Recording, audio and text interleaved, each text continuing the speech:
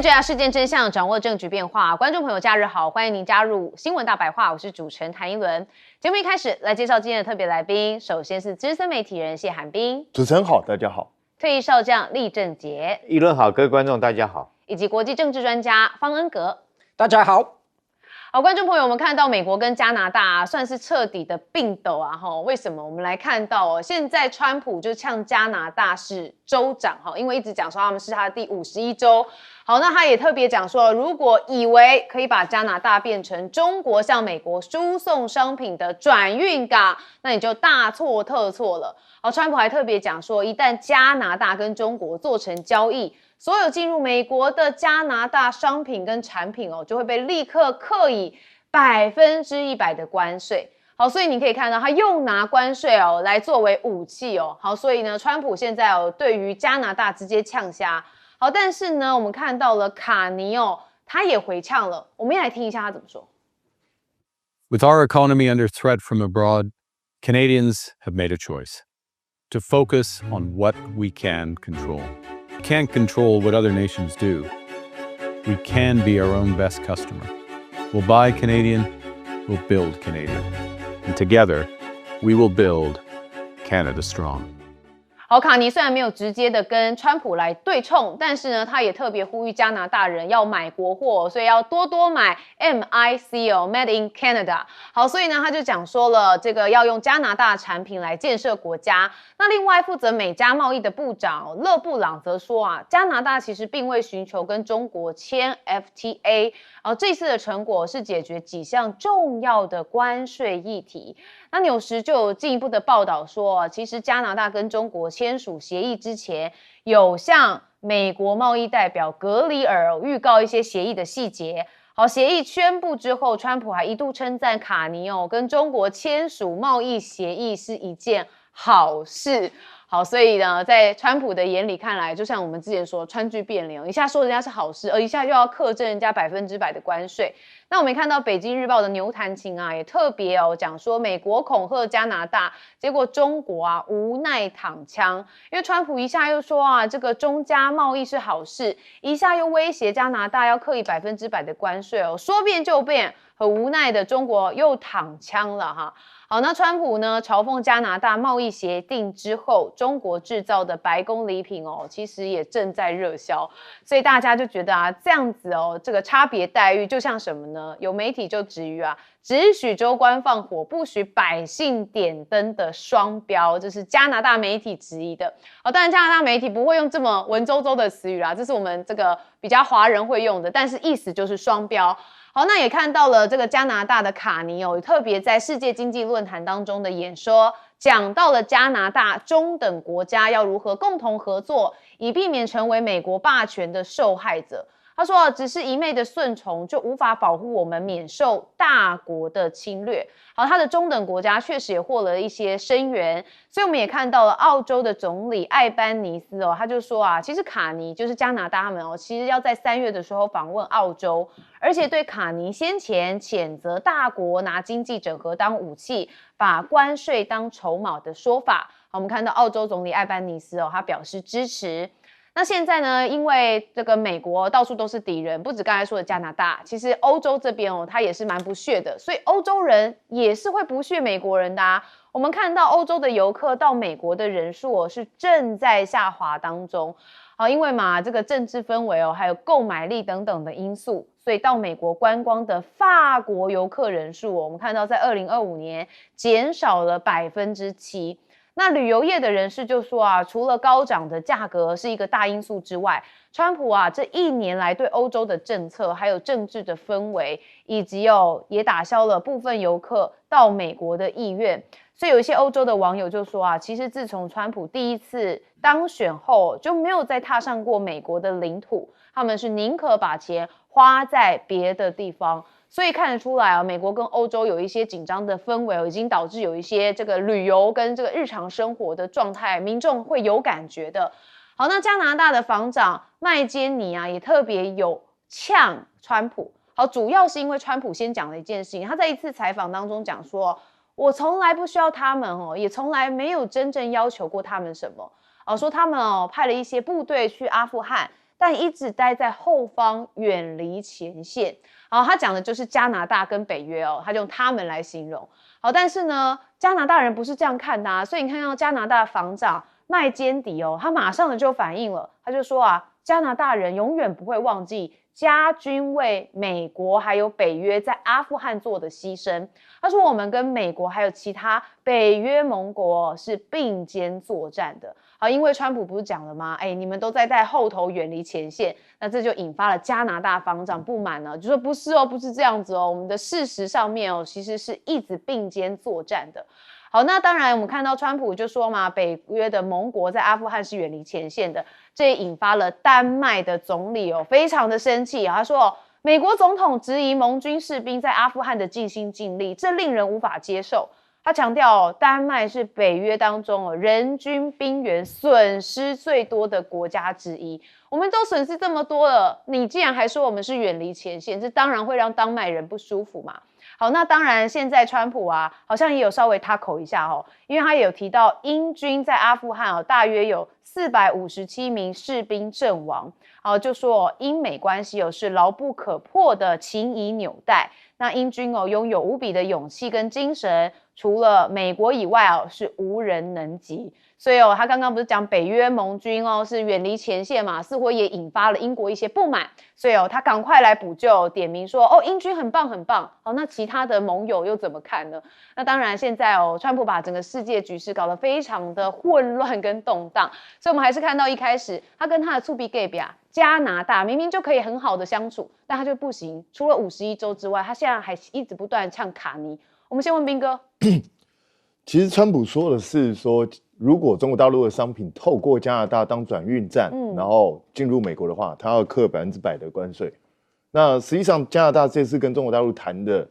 这个双方的贸易的事项，并没有这个东西，所以我觉得川普在讲一个还没有发生的事情，所以我觉得应该他也不会去对加拿大课关税。但是我必须说，川普持续不断的去讲加拿大是51州，然后对加拿大进行这样百般的这样的羞辱。我想加拿大人内心应该是越来越愤怒，所以卡尼当然选择不要正面跟川普起冲突，可是他的讲法也就是加拿大人要自立自强，大概就要自己靠自己，所以他也要想尽办法，就是去开拓与其他国家的贸易的相关的关系。那可是加拿大毕竟就在美国旁边，你再怎么闪，你不可能闪掉你跟你的最大贸易国就是美国这个事实。所以我觉得对加拿大来讲，这个现在整个战争才刚开始而已，我觉得这中间还有非常多的困难跟挣扎期。那加拿大要转型恐怕不是那么容易的一件事，所以美国接下来还会怎么施压，就要看川普怎么想。但川普有的时候他讲归讲，他也不一定会去做，所以他有的时候就是讲而已。那也没办法，就是他是一个多变的人，可能今天说这样，明天说那样，后天又说那样，所以不晓得你也不能把希望寄在他身上，所以只能够想尽办法让自己开拓更多的这个经济市场，然后再看看自己的国家是不是能够顺利的存活下来。那可是川普也不是只对加拿大这样，他对欧洲也是这样，他对很多国家都是这样。所以在这种情况下，现在越来越多的国家会觉得说，美国大概不再是一个非常可靠的伙伴，不像过去那么稳定。所以你看，最近络绎不绝的一大堆国家，对，都跑去访问中国大陆。这并不代表他们喜欢中国大陆，也并不代表他们真的想要跟中国大陆发展什么样积极的关系。但至少他们要先稳住跟中国大陆之间的关系，因为世界第一大市场已经开始出现变化，那第二大的市场，他们必须要赶快掌握住，不然就会出现状况。那当然，川普对一直在呛欧洲，欧洲人会倾向于比较不想去美国，这也是很正常的情况，人都有情绪嘛，所以我觉得这个倒没什么，只是这会不会发展成一个长期的现象，这就有待观察了。因为照理来说啦，今年美国要期中选举了，理论上来讲，川普的作风应该会相对比较收敛一点，可是目前还没有看出这个迹象，好像他还是想到什么做什么，所以我觉得这个东西就是还要看川普什么时候才会开始出现为选举所做的一些改变。那至于去呛这个加拿大没有在这个阿富汗战争中做贡献，我觉得川普就是信口开河。加拿大在阿富汗战争的时候死了82个人，而且还有一名外交官也牺牲了，所以我觉得你别的东西随便讲可以，对已经有人在这场战争中牺牲，然后你去呛他们都躲在后方，我觉得这是很不厚道，也难怪英国啊，就是其他这些国家，丹麦都很生气，因为丹麦死了44个人，因为丹麦派的军队不多嘛，所以死44个比例上也算是蛮高的，所以我觉得，所以川普就是后来才会赶快缩回来说，没有啦，英国的贡献很大，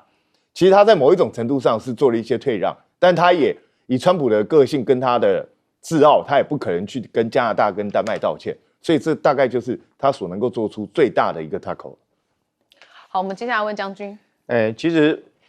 川普讲这些对于丹麦讲这些话真的是忘恩负义、过河拆桥，得了便宜还卖乖。其实美国跟欧洲的这些盟友盟邦他每一次从第一次世界大战一直到近期的阿富汗战争，这些盟友可以说是情义相挺了你要知道，每一次这个美国要出兵打哪一个国家，譬如说伊拉克或者是阿富汗，当然他都是以这个盟军的名义，他是主要是为了要师出有名嘛，表示说不是只有我美国一个国家要去攻击伊拉克或者攻击阿富汗。所以说他在联合国里面号召这些盟友共同加入他的联邦，事实上就是美国自己想要去攻打这些国家。那当然，当这些国家这个牺牲奉献帮着你美国去打了仗之后，就你反过来，你川普这时候去用讽刺糟蹋这些国家这个忘掉人家国家对你的帮助，对你的这个军事上的资源，忘了人家的牺牲甚至于反过来讲这些羞辱人家的话，真的是忘恩负义到极点。我们要知道，这个本来美国担任的在全世界国际秩序里面扮演的一个角色是国际警察的角色，是维持国际秩序。但是你很难想象，当一个维持秩序的人反身过来变成霸凌朋友的人，就像是一个班级里面我们选出来一个班长，那你说你应该是维持秩序的，结果你不但不维持秩序，你反而跟卡通影片的胖虎一样，反过来霸凌其他的这种同班同学，比较弱小的同学。包括我们看到川普用的方式，从关税到军事的威慑甚至于到最后言辞的羞辱都无所不用其极。当我们要知道，一个国家跟别的国家交往，当然除了说经济、政治、军事之外，不要忘了还有一个心理的力量。当这些盟邦国家的所有的群众、所有民众对你美国都产生反感、厌恶的时候，也就是说，长期以来你不见得能够在这方面能够结交到更多的盟友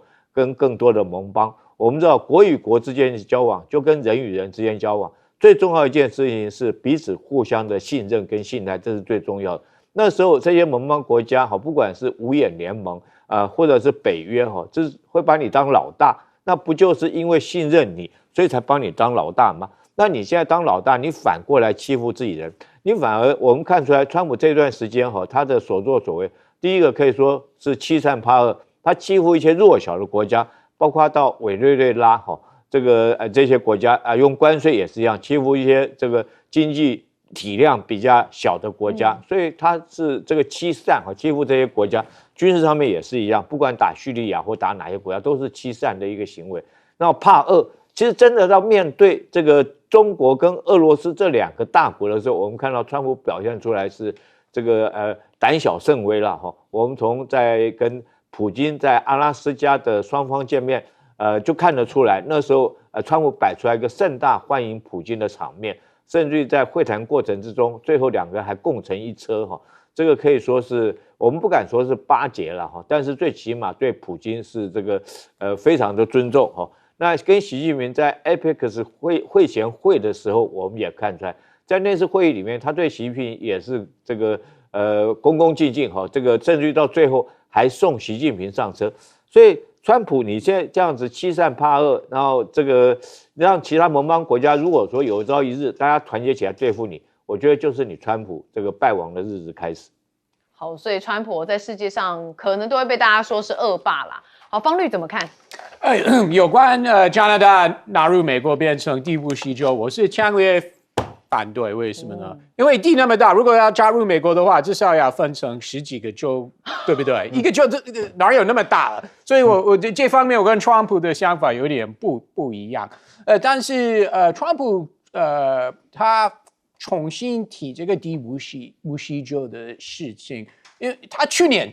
上任之后常常说这句话，然后后来有一阵子没有提。那这个显示有一些美国外交议题或国际关系议题，川普可能会先放弃，但是我们都不知道他什么时候会重新提，会重新 focus 在这个议题。而且如果他真的 focus 的话，他就天天都会提这件事情，不管是在社群媒体或接受联访的时候，他就会提了。我就另外一个例子，去年上任的时候。那个时候，英国跟 Mauritius 有签有关这个查格斯群岛的主权协议。那个时候，川普说 OK 无所谓，我支持。那突然最近，川普重新提这件事情，说我反对了。所以就有点像加拿大变成第五西州，我们真的不知道哪一个国际议题，川普会突然重新提。那另外一个是巴拿马运河。他去年上任的时候，一直讲这件事情，但是真的已经有一阵子他没有提，那我们都不知道他随时什么时候会重新提这件事情。所以这个是不管是哪一个国家，旁边的加拿大、欧洲，我们这边印太地区的国家领袖都要注意，你真的要 all the time 要准备，因为你不知道川普什么时候会把焦点放在你的国家了。那有关这个贸易方面，其实川普还是想跟中国大陆达成一个贸易协议，所以他可能有一点，或许是一点羡慕其他的国家是已经跟中国有达成贸易协议，所以因为他一直说他今年4月份要去了，但很多人都比他抢先去，对，已经不少了，而且都是带很多商人都一起去，然后签很多合约等等啊，所以川普我觉得这方面是有点羡慕，但是到时候我们不能排除他也会跟中国大陆签类似的贸易协议。所以这个我不会叫做 taco， 就是这个我认为都是他的 negotiating 的基调，都是他谈判的基调。所以到时候他也会希望中国答应购买大量的美国东西，不管是农产品或 Boeing 的科技等等啊。所以这方面其实川普的做法不会跟其他的国家领袖是不太不一样啊。但是有关这个他批评北约国家在阿富汗的贡献，这件事情我相信欧洲人是永远不会忘记了，连右派的政治人物跟领袖，我说欧洲右派，他们这次不会为川普说话了，他们必须站在他们自己国家自己军人的 honor。跟贡献等等，所以我相信将来3年就是除了政治人物的关系，但是一般欧洲人可能跟不太喜欢我们美国人了。对，这样看起来是美国人会成为世界的某些部分国家的。还好你们台湾人还非常喜欢我们。对，我们不一样。对，所以有些人也是说，那不如就是51州。对，好，我们不要再多讲了。好，我们休息一下，马上回来。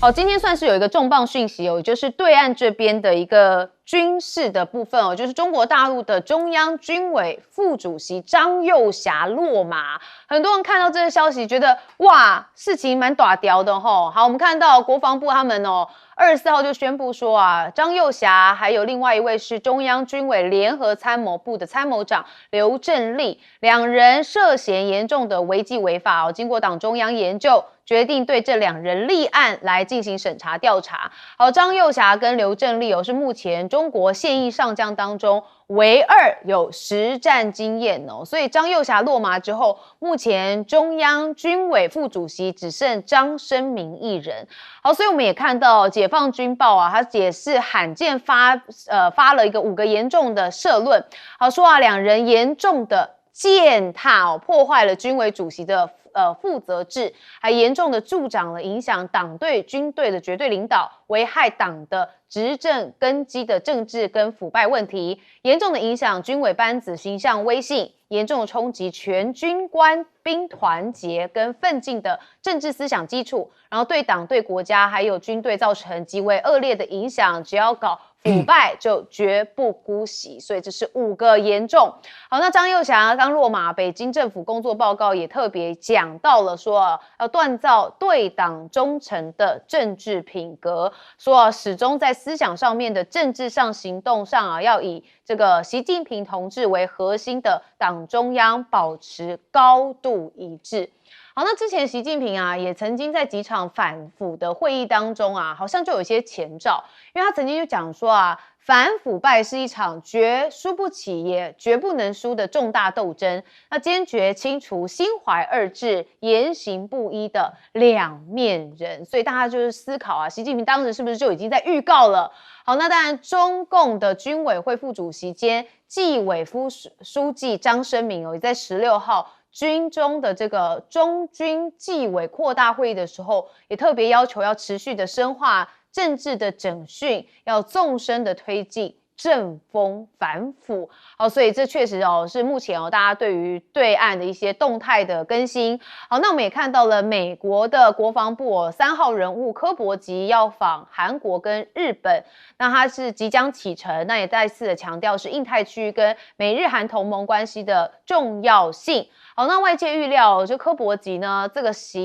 行会直接要求日本提高防卫预算，然后敦促为在第一岛链上的盟友要积极参与抗中的一个行动。但是美国在印太的这个防务政策上面，其实没有提到一个重要国家，就是印度。好，所以呢，大家就发现说他在寻求以实力而非对抗来遏制北京在印太地区的影响，但是24页的文件里头都没有提到印度。好，在贸易跟地缘政治摩擦的阴影之下，去年印度也没有举行4方安全对话的领袖高峰会，所以确实有一些讯号存在。但是还是看到第一岛链这个中日关系还是算比较紧张尤其现在高市早苗他已经要进行这个选举了嘛，因为日本的众议院解散，那朝野的10大党魁在24号晚间也举行了首场在网络平台上面的一个政策论战。好，大家就看高市早苗就特别讲说将全面的强化安全保障政策。他说没有守护自身国家的决心跟能力，就不会有人替你守护。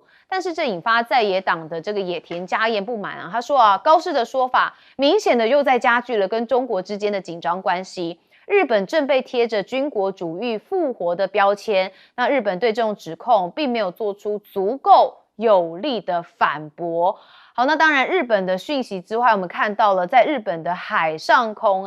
有俄国的电侦机出没。好，这是日本的防卫大臣小泉进次郎他证实说，俄罗斯的航太军一架 IL-20的电侦机23号在日本海的上空现踪，那航空自卫队的战机也紧急升空来进行因应。好，所以在第一岛链的部分还是持续是比较紧绷。好，那当然我们先问彬哥，一样也是对岸的讯息，大家对于这个张又侠落马这件事情觉得蛮震撼的。先问您。对，因为就是中国大陆他们特别是军方的高层几乎都全部被抓光了。对啊，上一个是何卫东嘛，对，现在剩没几个人了，所以这个情况当然引起外界很多的看法。有人认为这可能显示习近平现在权力的高度集中，那另外一方面也可能显示中国大陆军队内部可能真的腐败情况非常严重，让逼得习近平不得不出手。那这个会不会影响到整个中华人民共和国内部的权力结构？我觉得这个都是可以观察的现象。但是呢，我在网络上看到有些媒体居然说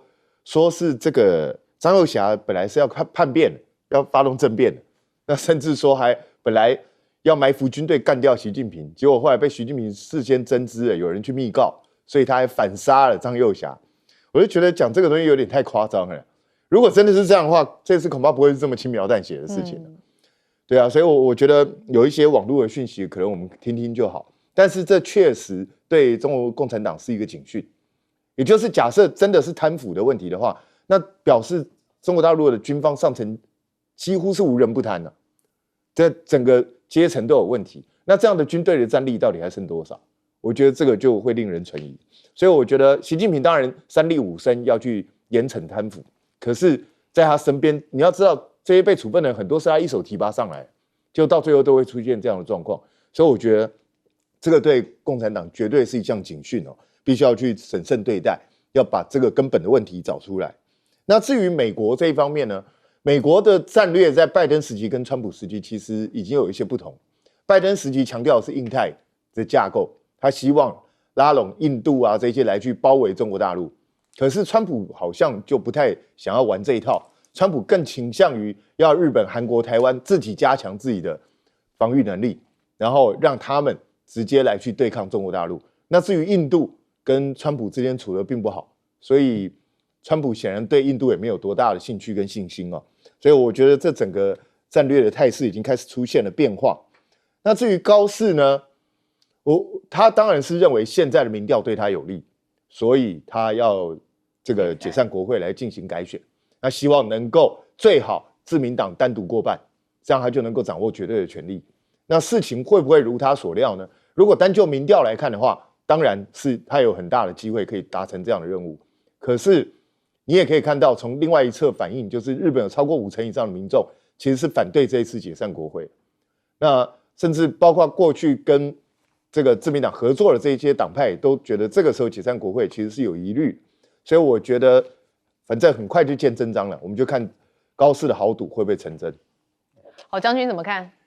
从这个大陆他们从20大以来这3年时间总共这个落马了28名上将。哇！所以说你看看这个，我觉得现在上将这个职务在中国大陆是一个高危险的工作这个3年以来就28名，当然就像韩明刚刚所讲的，如果说28名都是因为贪腐，我觉得一个当然第一个表示出来说，大陆来讲，他只要到高层这个贪腐可能因为军队里面可能他就比较有容易上下其手，尤其是其中的包括火箭军的部分，他的油水特别多当然第二个表现出来是不是习近平确实在这方面下达了决心，宁可动摇军本，也要彻底将贪腐拔除根除那大陆的他们这体制军事体制里面有一个中央委员会，中央委员会是管理这个解放军高层的人事，还有国防建军等等。他这个总共有7个这个委员，这7个委员其实你知道他们权力有多大呢？包括董军，他国防部长都不是这个7个委员之一都不是军事委员，所以你就知道这7个委员他们的这种所担负的职责或所担负的责任来讲的话甚至于比国防部长还要重要。那这个7个人，从2020年20大这7个里面，现在已经拔掉了5个，哪5个我数给各位听除了这个现在讲的这2位以外这个另外还有李尚福、苗华、何卫东3个已经誓言被拔掉，所以现在只剩下这个习近平自己是主席没有被拔掉，还有另外一个叫张生民的副主席，可是这张生民也是2025年才补上来的，可见了中共军方高层确实这个习近平真的是宁可动摇军本也要拔到底。那这次很特殊的张又侠，事实上他在解放军里面可以说是这个，你可以说功高震主了是不是？因为功高震主就嚣张跋扈。我们有一句话叫做骄兵悍将，因为这个里面解放军高层里面现在真的指挥过军队打过仗的，也就是这个张又侠他是在惩越战争的时候打过仗，而且那场仗他打得非常的漂亮。他那时候担任一个团长，他用一个团去担任防御，抵抗越共6个团的兵力来围攻不但挡下了越共6个团的兵力围攻，而且创下了这个很高的一个这个战胜比例那么他总共伤亡多少人呢？总共伤亡他不过才伤亡500个人，但越共来讲总共伤亡了4300人，所以他确实是有战功的。那是不是因为他自己有战功所以在整个解放军的晋升过程之中，因为他有战功嘛又有实战经验，在一路的晋升，但到了这个层级以后，然后他甚至于就这个什么骄兵悍将功高震主了就上下其手。其实，但是他可能没有料到习近平打贪反腐确实是这个不手软的我们从这个动作也可以看得到。当然，大家会去推测说，大陆来讲，这个7个军事委员被换掉了5个那会不会对台湾这个会不会影响对台湾的军事作战？我认为是不会，因为他们负责的是军政部分那军令部分，他们军令部分是各军区、各战区自己指挥的。对台作战的所有作战计划、演习计划是东部战区在负责。所以说，对于军事在军令这方面来讲的话，我认为是不会有影响的。但是比较担心的就会不会借着说是内部的这种斗争转移成外部的借由外部的这个转移内部的压力，转移内部的压力。我们台湾这时候要特别注意到这一点。但至于说作战方面的话，我认为是不会有影响。好，方律怎么看？我觉得观众朋友是非常幸运，因为今天有来看 TVBS 听将军的分析，因为我相信今天一定会在其他的电视台有名嘴说，你看中国解放军是被操控，是纸老虎，我们不用担心。我觉得这种思维是非常对台湾国家安全是非常非常危险。中国解放军不会因为某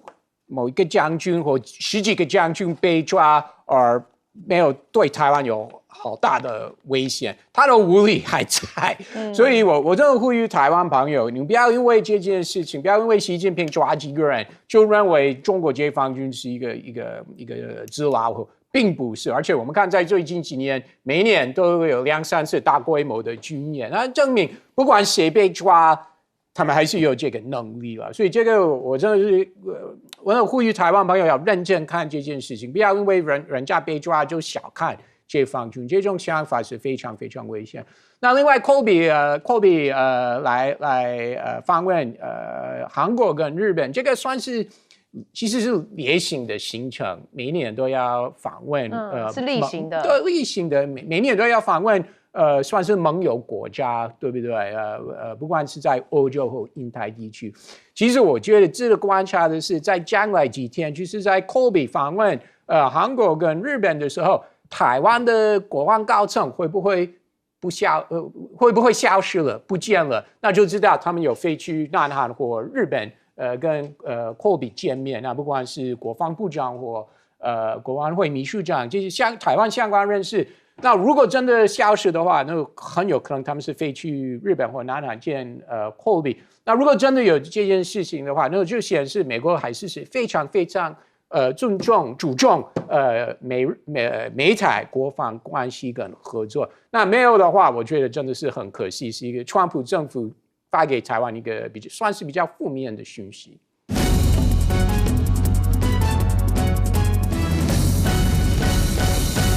川普改变了世界，因为现在世界叫做不是门罗主义了，现在叫做唐罗主义，川普说了算。而很罕见的一个动作是，美国召见了超过34个国家的军事高层哦。这个美国参谋长联席会的主席公开2月11号要主持这个将领峰会，协调说对西半球有毒品贩运啊、组织犯罪啊、犯罪等等问题。川普会更加的专注本土美洲，而所谓的主宰西半球的唐罗主义战略方针，邀请了34个国家的军事高层一起来告诉大家这件事情。那么现在告诉大家的是美国的防卫的战略重大转向。根据五角大厦所公布的这一份2026国防战略，哇，大家这2天引起了非常多的高度的讨论，因为呢有一部分非常重要的篇幅直接把整个战略的调整讲得非常清楚，包括重申川普政府会把战略中心转向确保美国在西半球的主导地位之外，而且他把俄罗斯跟中国大陆都重新做了定义，不再以遏制中国作为核心目标，甚至谈到要跟中国大陆的各种合作跟尊重。而美国国防部发布这个国防战略，还呼吁盟友们要承担更多的责任，不否认孤立主义，同时你们要安全的话，不能只靠美国，自己要增加国防预算、国防投资。当然里面没有提到台湾，但显然这个是台湾直接在遵守的策略之一。而美国的盟友体系是不是加速瓦解呢？根据《金融时报》的这份分析评论认为，川普政策没有底线，直接对不管盟友刚刚讲到了有侮辱啦、有羞辱啦、有要资源啦等等的，像全球格局逐渐在呈现一种去美国化的趋势的时候，哇，这重大的影响是盟友体系在美国来讲正在加速瓦解，但是呢，他甚至也不想要让盟友跟他的盟友，就是例如中国大陆，他现在说要尊重跟合作了，但如果跟中国大陆合作，又让他更不开心。其中呢，他也没有放弃墨西哥，他再度的发文说，专访的时候告诉大家说，他对墨西哥也不排除会出兵哦。让他不开心的就是加拿大了。加拿大最近在访问中国之后，形成了很多不一样新的氛围，包括商业合作等等。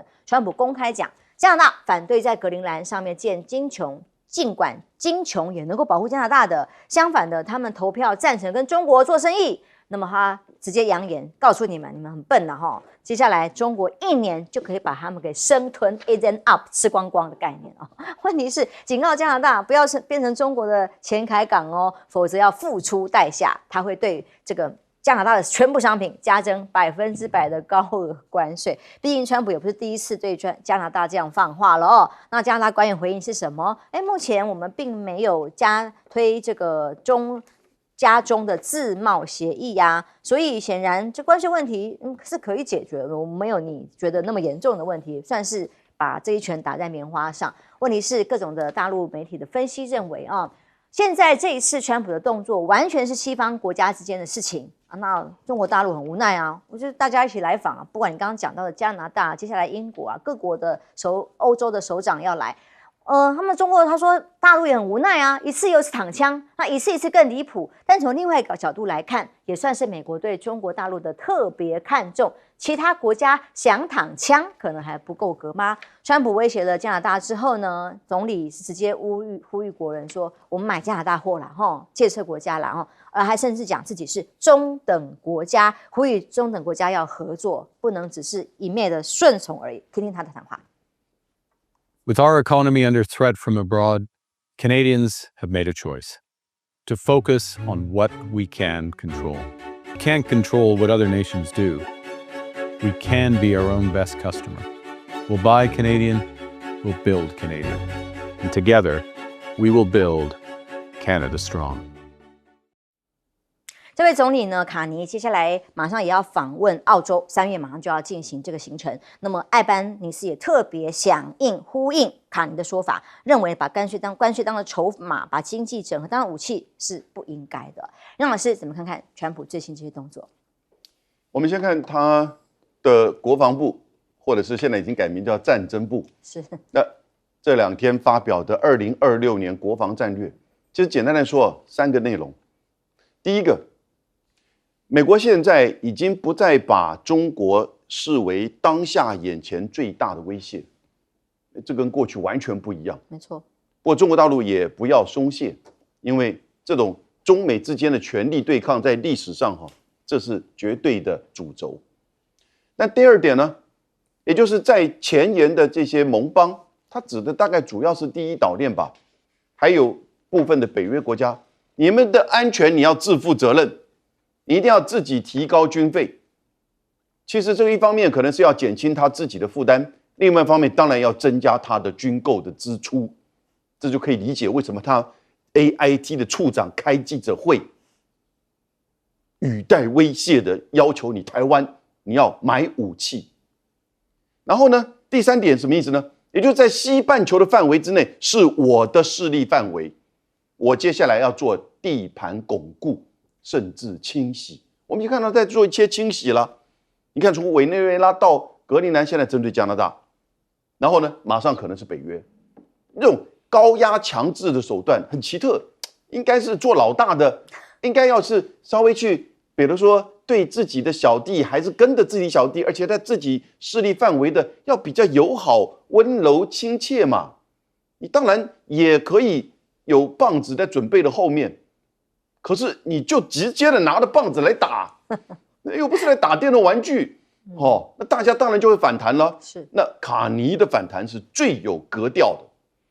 最有骨气的。我现在作为加拿大人看了卡尼的这个发言我看了他们那个报纸的媒体，甚至一些评论哇，感觉到从来没有感受到作为加拿大人这么骄傲的一天。因为以前什么篮球啊、冰上曲棍球啊，通通都是跟美国一起的嘛。加拿大输出的产品70%去美国，那排名第2是中国大陆，但只有占7%。可是70%是什么东西？黄金、白银、铜矿、原油、天然气、木材，你这些美国不要吗？你能够制裁吗？而且这些企业大部分还是美国的一些企业去投资跟加拿大合资做的，所以加拿大也不是很怕你。美国这什么制裁100%，那讲大话。然后你现在看到中国大陆，我跟各位报告，我整理了一下，光今年1月份现在才25号，对不对？已经爱尔兰的总理前往访问，爱尔兰总理上一次是14年前，已经韩国的总统李在明前往访问，他上一次访问是6年前，已经加拿大的卡尼总理也去这个北京访问，上一次加拿大的总理是8年前去的，现在正在北京的是芬兰总理，那上一次他去的时候是6年前，下个礼拜马上应该讲这个礼拜了，英国的首相也要去了，所以各位光是1月份就有5个西方的国家，过去都跟着美国这个为首是瞻的国家，现在通通都在前往中国大陆。那相对于你看美国川普的这样子一个动荡，尤其他还对内部的采取这种极度让人无法想象的爱死人的这种对美国国民的这种枪杀行为，你就觉得全世界现在已经动荡到连西方国家都知道，目前相对于美国比较稳定的、比较可预测的，另外一个强权就是中国了。那这个时候当然你要跟他去交好，为什么？你发现到你可能面临到美国的市场被强制的失去，或者是科高关税，你主要的另外一个市场，而事实上大多数这些国家的第一大贸易伙伴，其实除了加拿大之外，都是中国。加拿大、英国之外，其他都是中国是他们第一大贸易伙伴。以前不过是在美国的压力跟引导之下，跟着美国后面喊哇，国家安全的因素考量，所以我们要排除掉、割舍掉跟中国的这个关系，不管是投资、贸易，甚至华为。那现在呢？你看到英国的首相要前往北京访问之前，大陆在英国的这个大使馆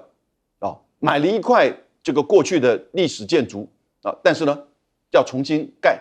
那结果英国就拖，就是不让他，他觉得一个中国大使馆在我伦敦这么大的一个，好像显现出一个强权在我这边插一个旗子，那媒体都这么写，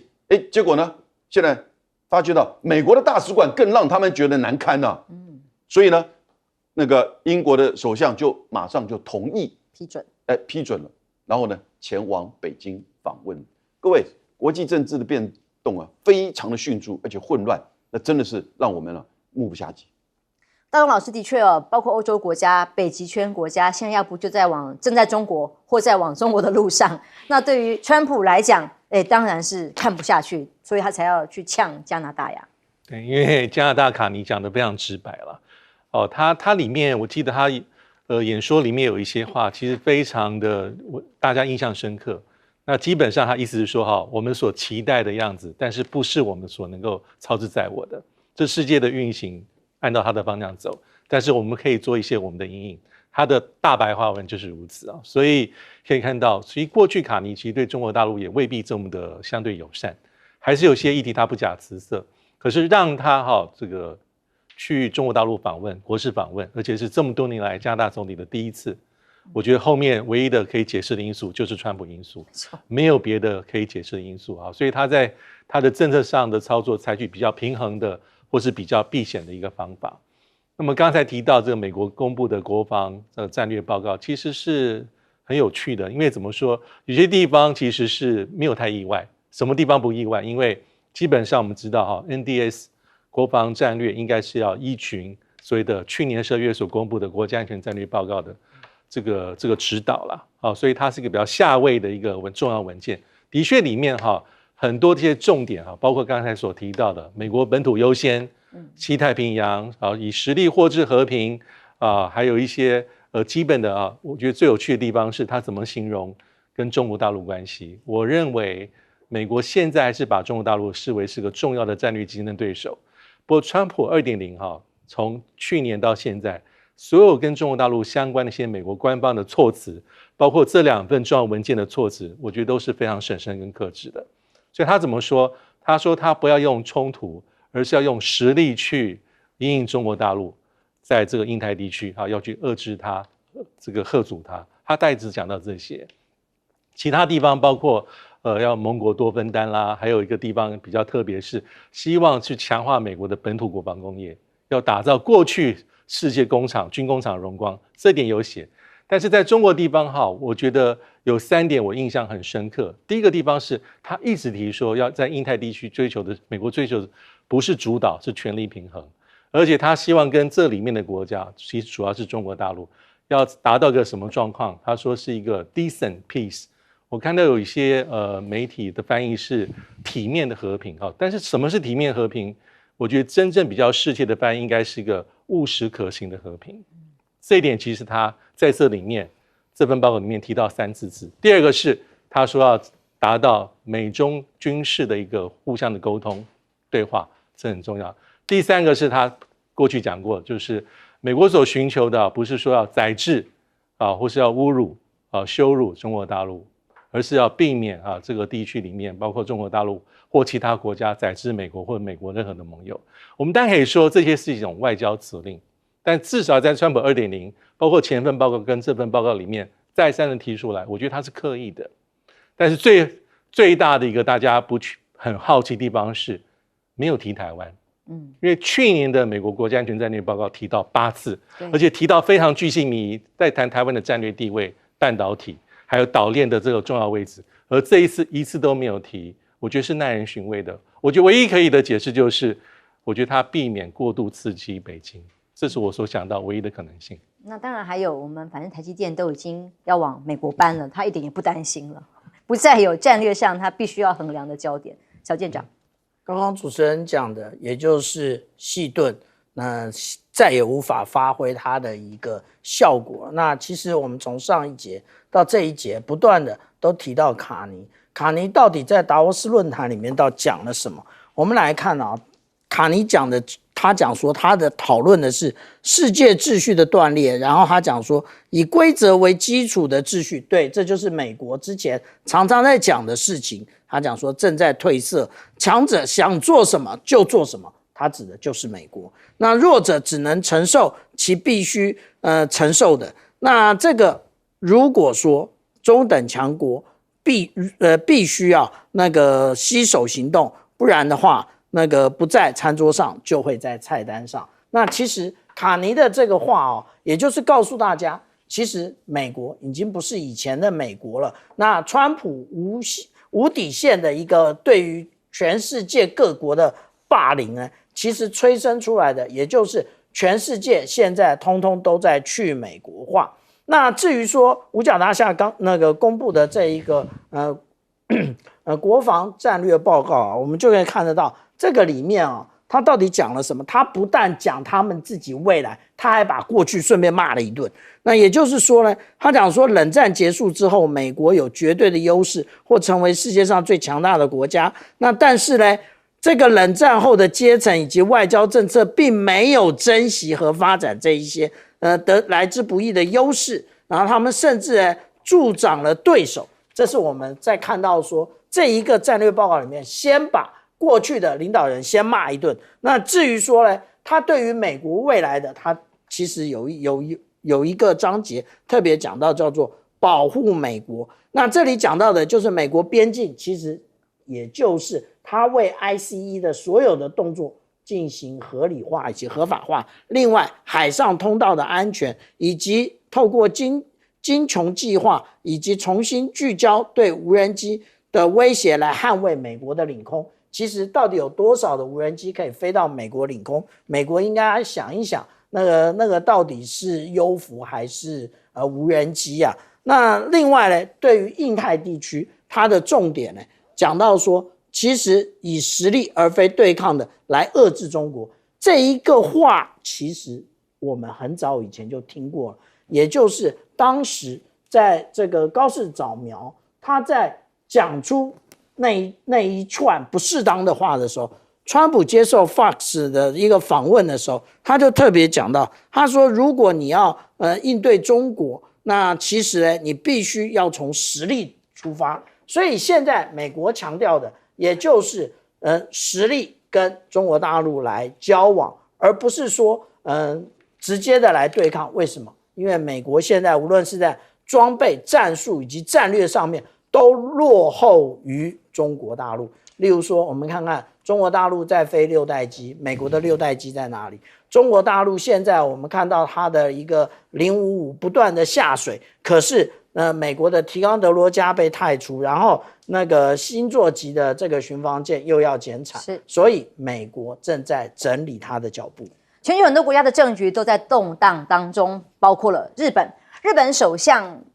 很快速的宣布解散众议院这个消息，当然很多在野党认为哇是被突袭了吗？但在这个过程当中，其实竞选过程非常的短。昨天进行了首场的辩论，党魁的辩论。那么在高市早苗他的公开言论里头，并没有把当初对中国大陆的这个立场软化哦，他继续以强硬的立场表达，日本现在面临了战后最严峻的安全环境，所以必须要全面强化安全保障。直言没有守护自身国家的决心跟能力，就不会有人替你守护。不过当然他也强调了这个所谓的抗中并没有抗到底，还是日本跟中国之间维持着各个层级的对话。在这个党魁辩论里面，在野党新政党就直接叫做新组成的，重新整合之后叫做中道改革联合的这个政党共同代表就表达了这种说法，各种他的言论只是让日中更交恶而已，让日本更危险而已。所以就认知作战的这个层面，日本还被贴上军国主义复活的这样的标签。他认为呢，日本对这种指控并没有做出足够有力的反驳，反而更加的马达吹下去油门吹下去更多的军工的要求的政策正在进行。其中冲绳的石原市议会通过了一个叫做间隔条款，那么冲绳一向对于加强军备在冲绳持反对意见的，而这次市议会认为呢更多着眼于保护环境，确保周边海域航行安全才重要。那么其中在野党党团的市议员也指出了间隔是国境离岛，应该要事先跟中央政府进行协调，批评这样的做法可能让日中关系更进一步的恶化。当然这也是日中非常敏感的一个神经。俄军最近的动作也让日本非常紧张，电侦机出没在日本海的上空。那么根据防卫大臣小林金次郎证实俄航太军的这一架电侦机呢，是23日的左右在日本海上空突然出现的，航空自卫队也立刻赶快升空去因应。那么各个航向密切的在被关注，但是也让最近的很多演习里面，日本的紧张度当然会更增加啦。而美国国防部被称为叫做第3号人物的柯伯吉，则是访问了韩国跟日本，要促进第一岛链。那么最近韩国跟中国大陆的各种的交流，包括互访等等的，那么他们认为应该要更积极参与抗衡中国的行动，但问题现在是有用的吗？其实美国自己的状况也不少，刚刚就有来宾提到，杨明老师提到的关于这个 ICE 在内部居然连续2起，这已经是第2起了。第2起这个案件呢，是37岁的白人男护士当街被射杀，而这个开枪呢，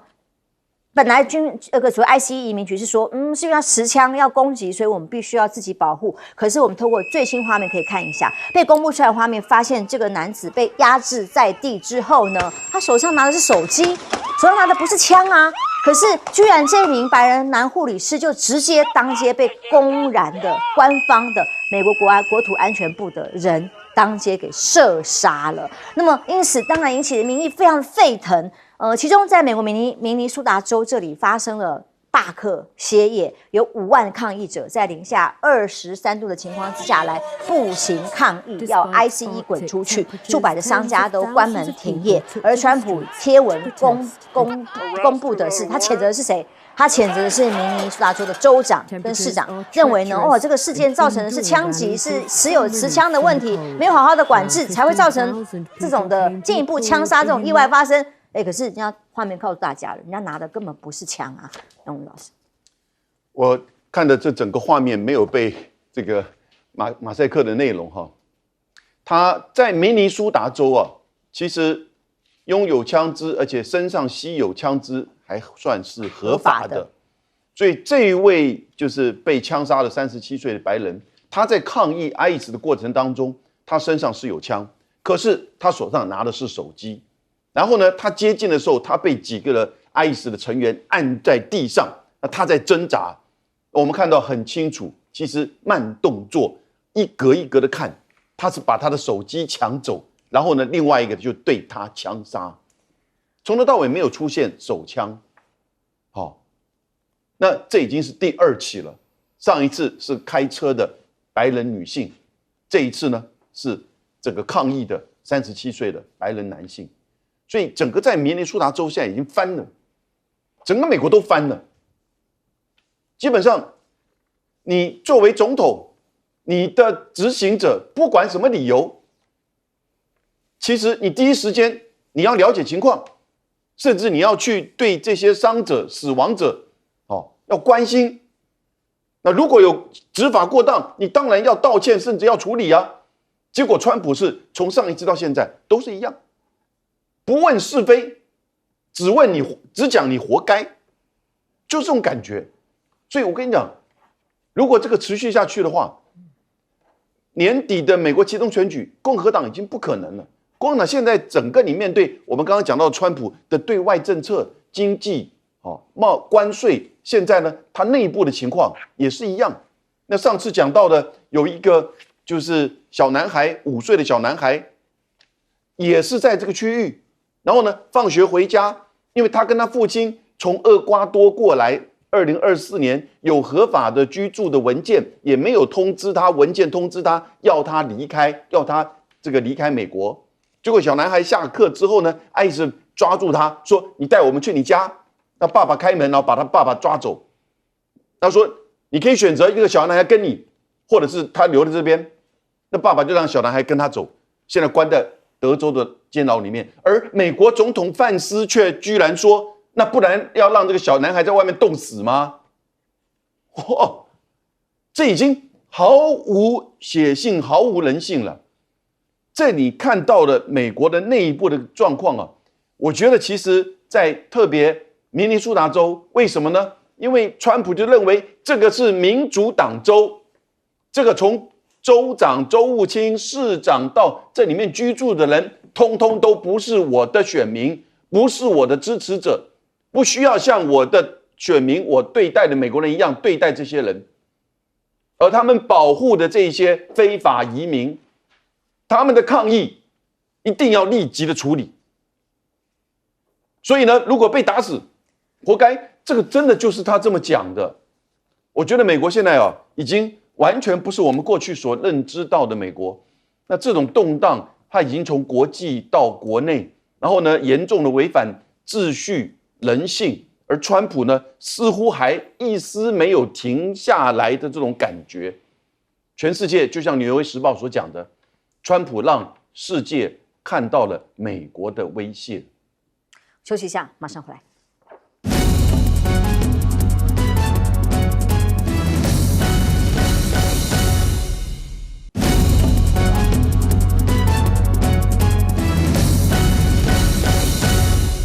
南韩李在明最近访中之后的后续，这个所谓第3把手，美国的柯博奇即将访日韩，重新定义美国跟他们的关系嘛？对，因为柯博奇现在是这五角大厦的第3号人物政策次长。他其实在川普1.0的时候就在这个五角大厦，只不过当时他是这个副助理部长主管是战略规划跟这个兵力这个规划。那他很特别，就是他基本上是主张把美国的战略重心从欧洲移到印太地区。第二，他也非常重视中国大陆的挑战所以这一次我们刚刚提到的美国新出版的这个国防战略报告里面，他其实就是实质的灵魂人物跟撰写者，只不过最后出炉的那些文字是经过修正之后的，经过认识之后的就是没有那些很尖锐的这个美中对抗的文字但他去的重点。既然去日本跟韩国，就是要完成他这个在报告里面所提到的，你们都应该提升这个自我防卫的能力，还是要把国防预算提高为要多分担你不能搭便车不能事事靠美国，你要自己自立自强。那刚才讲的这个日本这个高市早苗的改选国会，我觉得如果是以一般民意来看的话，当他有这样做决定的时候，其实高达50%多的日本民众是不赞成提早国会这改选解散国会。但是如果民意被进一步追问说你会投给谁，其实支持高市早苗的这个民意还有将近50%多，将近到60%。所以因为改选前这个众议院的这个席次是465席，你过半233，那所以说改选之后，一般的预料高市早苗假设跟他的这个联盟的执政应该会比现在更好一些，因为目前的自民党基本上就是不到300席，靠了这个所谓的这个日本维新会。再加上去年有一个这个改革智慧的3个议员加入这个自民党的运作，所以勉强过半数，但这不符合高市早苗。他希望能够获得一个稳定的多数，所以他的竞选策略完全环绕在日本的安全政策比如说国防预算 GDP 达到2%，提早达成。安保3文件要修正，还有呢，日本要这个比较大幅度的放宽解禁日本的国防产业。最后一个是关于日本的这个反情报的机构的设立，所以全部都环绕在国家安全。他以这个单刀直入，希望获得选民的认同。我觉得应该选举的结果会比现在更好一些。休息一下，不要走开，马上回来。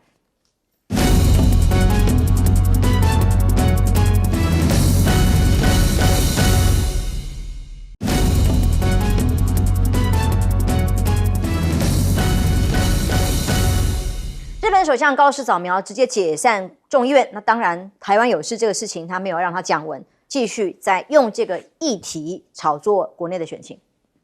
其实高市早苗就是想要维持现在的温度啊。我们看到啊，其实他23号宣布这个解散众议院啊，然后他要在2月8号进行投票，那短短的只有16天啊，而且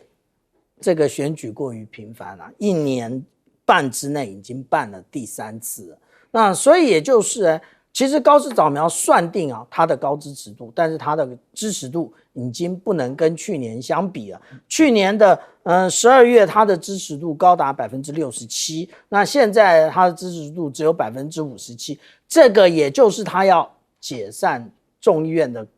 重要原因。也就是如果等到这一个相关的产业，例如说观光旅游业的这个衰退越来越明显的时候，它更难选。那个我们看到啊，其实对于这个日本来讲，它的观光旅游业是仅次于生产汽车的第2大产业。但是呢，我们看到中国大陆就以去年12月来讲，对比前年的12月，已经减少了45%的人。那也就是这45%多半还是自由行的人。那未来只会越来越少，在这个越来越少的情况之下，那如果说他现在不改选，以后只会更困难了。那至于柯博奇何许人也，我们把他以前的言论拿出来看看。